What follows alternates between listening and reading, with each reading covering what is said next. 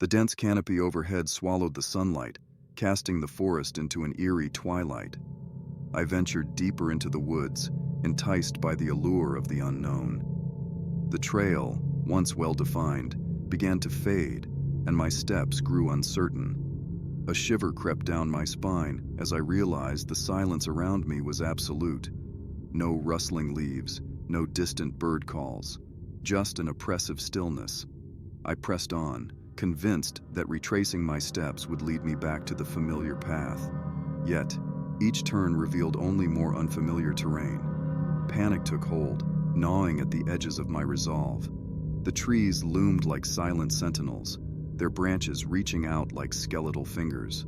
Shadows played tricks on my mind, and every rustle in the underbrush became a whispering menace. Time lost its grip in that forest labyrinth. My watch seemed frozen, the hands mocking my futile attempts to discern the passing hours. An ominous fog settled, cloaking the surroundings in a spectral haze. Anxiety twisted my gut, and a primal fear clawed at my consciousness. As darkness descended, I stumbled upon an ancient, dilapidated cabin. Its time-worn boards groaned in protest as I cautiously pushed open the creaking door. The air inside hung heavy with the scent of decay, and my breath caught in my throat. Shadows danced on the walls, and the feeble light of my flashlight flickered like a dying heartbeat.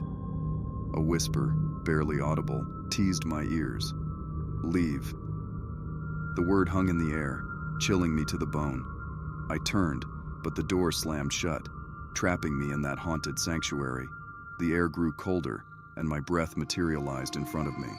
The feeble light cast grotesque shapes on the walls, each one a specter waiting to pounce. The whisper echoed again, more insistent. "Leave!" I fumbled with the latch, desperation clawing at my chest.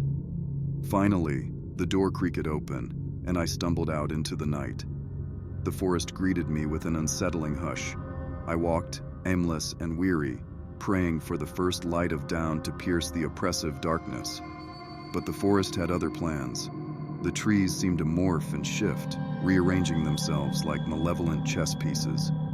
Every step I took led me deeper into the heart of this eldritch maze. The forest became a sentient entity, guiding me with sinister intent. The wind carried distant whispers that taunted and mocked. Faces appeared among the trees, fleeting glimpses of hollow eyes and twisted smiles. My pace quickened, yet the scenery remained unchanged, an endless expanse of gnarled branches and foreboding shadows. Exhaustion clung to me like a suffocating shroud. I stumbled over unseen roots, my limbs heavy and unresponsive. The forest, sensing my vulnerability, tightened its grip. A spectral figure materialized before me, its form shifting between ethereal mist and a semblance of human shape. "Lost," it moaned, a sound that reverberated through my very soul. I tried to speak, but my voice caught in my throat. The figure pointed ahead, and I reluctantly followed its ghostly guidance. The trees leaned in, their branches entwining like skeletal fingers, forming a grotesque archway. A clearing opened before me, and in its center stood an ancient tree, its bark etched with symbols of forgotten rituals. The air crackled with malevolence as the whispers grew into a cacophony. Shadows danced with an unholy fervor, casting grotesque forms upon the ground. I was drawn toward the ancient tree, compelled by an unseen force.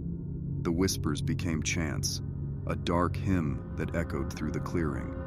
Symbols glowed on the bark, pulsating with an otherworldly energy.